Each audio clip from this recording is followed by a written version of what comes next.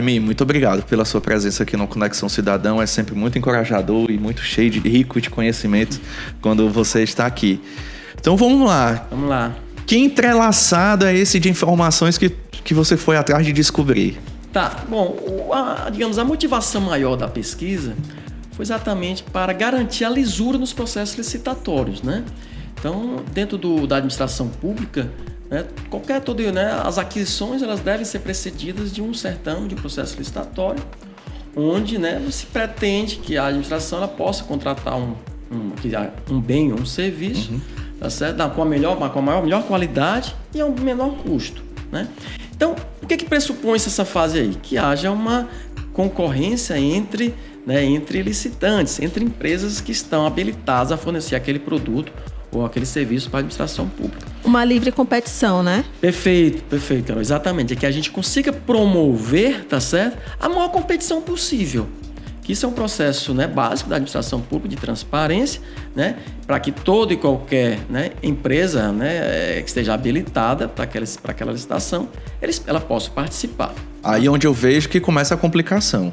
A livre competição e a busca do menor preço. Exato. Esse foi o mosquitinho que ficou balançando? Essa foi o que a gente... Ficou aquela história, né? Que aquela pulgazinha fica perturbando a gente ali em investigar. Efetivamente, né? Está havendo, né? Está ocorrendo, né? Um processo de disputa, de concorrência, né? Nesses certames licitatórios. Essa era a questão de pesquisa que a gente queria responder, tá? À luz hoje dos últimos, se eu pegar aqui um recorte de alguns últimos anos, pegar várias licitações aí, efetivamente, está havendo competição? Né?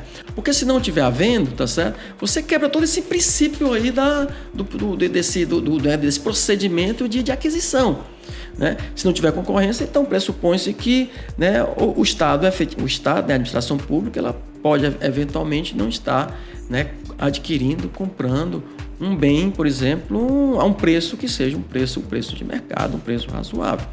É o que nós chamamos do sobrepreço. Ou seja, a administração está pagando um valor além do que o mercado normalmente cobra. Ou então pode acontecer aqueles casos de um preço ser muito baixo e de buscar um aditivo depois. Pode ter esse caso também, tá certo? Estarem praticando ali uma combinação entre as empresas, tá certo? Onde elas baixam, digamos, o preço, já pretendendo, no momento posterior, durante a execução de um contrato, por exemplo, pleitear um aditivo.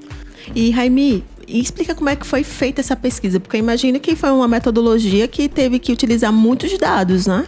Sim, né? O grande desafio foi exatamente isso aí, foi reunir o volume de dados que nós tivemos que reunir, né? Nós tivemos que reunir algo em torno de quase 5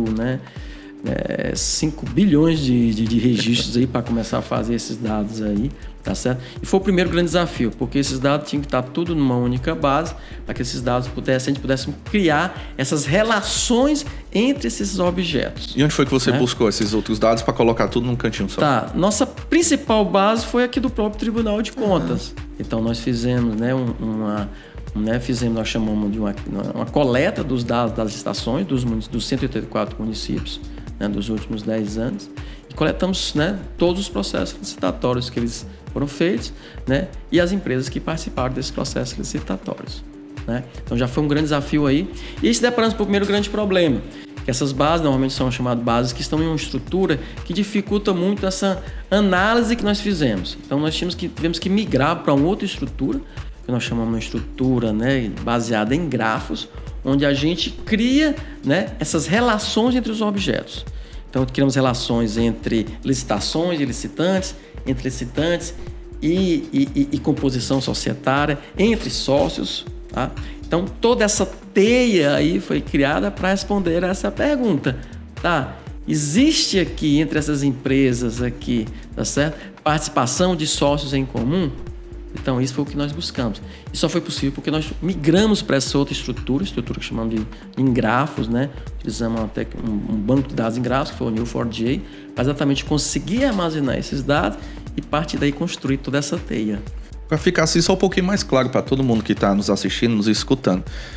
Vamos tentar explicar. Explica pra gente aqui, Raimundo. A gente tem empresa 1, empresa 2, empresa 3 concorrendo. Isso. Mas aí não tem sócio comum nenhum nessas empresas. Aí, como é que a gente vai... Como é que no projeto vai se descobrir onde é que tem um ponto em comum em cada empresa dessa? Muito bem. Ótima pergunta, Dimitri. O que acontece é que à medida que o controle vai avançando nesses, né, digamos, na busca de fraudes, também quem pratica fraude vai também se sofisticando, né? Então, se você observar hoje, na grande maioria, na quase totalidade das licitações, se você observar a composição societária daqueles licitantes ali, você não encontra sócios em comuns. Então, numa primeira vista, assim, olha, eu olho aqui, não teria nenhum problema. Entretanto, à medida que você vai descendo em camadas, você vai descobrindo que, tá certo? Proprietários de empresas diferentes, eles acabam sendo sócios de uma terceira empresa. Tá? De uma terceira empresa. Então, tem a empresa A e empresa B, né? Que tem sócios diferentes, mas os sócios dessa empresa A e dessa empresa B são sócios de uma empresa C, que não participou diretamente da licitação. Mas, tá certo? Que no final, claramente você vê que que tem interesses comuns aí entre esses dois licitantes. A renda vai para um canto só, no final das contas, né? O dinheiro vai para o mesmo bolso das mesmas pessoas, né? O dinheiro vai sempre para o bolso das mesmas pessoas, porque esses dois sócios, né, esses dois licitantes ali, né, eles têm uma outra empresa onde eles são sócios, eles são sócios em comum. Então pode haver uma relação, mesmo que indireta, entre os competidores, né? Perfeito, exatamente. Essa relação indireta que a gente consegue demonstrar. E muitas vezes não é fácil, porque isso vai aparecer lá na terceira ou quarta camada, exatamente para evitar que eles sejam identificados, que eles sejam localizados. Então, essas relações indiretas, em muitos casos, elas estão presentes. Nós encontramos em nosso estudo alguns resultados super interessantes, né? Onde nós encontramos em torno de 700 licitações localizadas, onde 100% das empresas, né, eles tinham relatos dos licitantes daquela licitação específica, tinham sócios com relações indiretas. E usando todas essas informações, Raibin, o Tribunal de Contas, né, falar aqui da gente, com esse tipo de informação na mão, como é que o Tribunal de Contas pode agir, vai descobrir fraudes ou saber se teve um preço maior dentro de um produto? Bom, isso do ponto de vista para o Tribunal de Contas enquanto instituição de controle, isso é uma ferramenta extremamente, né, útil, né, porque ela aponta para alguns processos licitatórios onde existe uma certa, né, digamos, uma certa, né, probabilidade de que tenha havido alguma combinação ali entre os licitantes. Se houve combinação entre os licitantes, tá?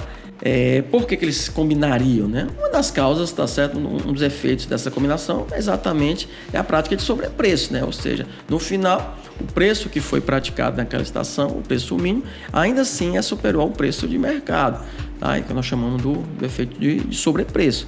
Então, para o Tribunal de Contas, no processo de seleção de objetos de auditoria, na hora que ele vai fazer as escolhas, tá certo? Isso é um elemento que influenciaria bastante nessa escolha. Eu tenho aqui 100 licitações para examinar. E eu vejo claramente aqui que 5 delas aqui apresentaram, né, 100% dos participantes têm relação, tem indireta. Então, se eu tenho que escolher, eu iria nessas 5 aqui, que é porque tem um indício, digamos assim, de que pode ter havido alguma coisa irregular naquela licitação. Então, Remy, só para finalizar, quais seriam assim, as possibilidades de uso ou então as possibilidades dessa pesquisa com relação a possíveis fraudes, né, em licitações públicas? Tá. A gente pode, o projeto ele vai caminhar para nós chamamos de enriquecimento de dados. Então, nós vamos começando a colocar mais informações na base, mais dados, para que ele possa produzir outros resultados. Por exemplo, dentro dessa composição societária aqui existem pessoas, né, que sejam, né, que digamos que não teriam capacidade financeira nem técnica para ser sócio da empresa. Né? Uma pessoa, por exemplo, que está no CAD único, né? No cadastro, que é beneficiário de um Bolsa Família, por exemplo. Né? De repente, aquele CPF aparece como sócio de uma empresa que ganhou licitação. Né? Então, é um indício também de que aquilo ali ele pode estar, ou ele está cometendo alguma irregularidade, né, lá no CAD único, né, ou seja, ele não deveria ser beneficiário de um programa social, ou ele realmente é beneficiário, ele realmente é uma pessoa, digamos, considerada, né, de baixa renda e que não deveria estar como sócio de uma empresa. Ele pode estar sendo usado, pode descobrir até que está sendo usado também de forma indevida. Pode inclusive, né, tá sendo o CPF dele pode estar sendo utilizado, né, manipulado até talvez né, de repente até sem conhecimento dele, tá certo? E que o CPF dele está configurando lá como sócio de uma empresa e que ganha licitações de milhares de reais, de milhões de reais, e é uma pessoa que absolutamente não tem capacidade financeira para estar, né? E aí você começa a pensar, começa a enriquecer, tá bom, imaginar que o problema dessa pessoa aqui, o que está errado é no cadastro de beneficiários, mas tá bom, você pode puxar outras bases, por exemplo, essa pessoa, ele tem patrimônio, ele tem veículos no nome dele, então você começa a enriquecer essas bases de dados.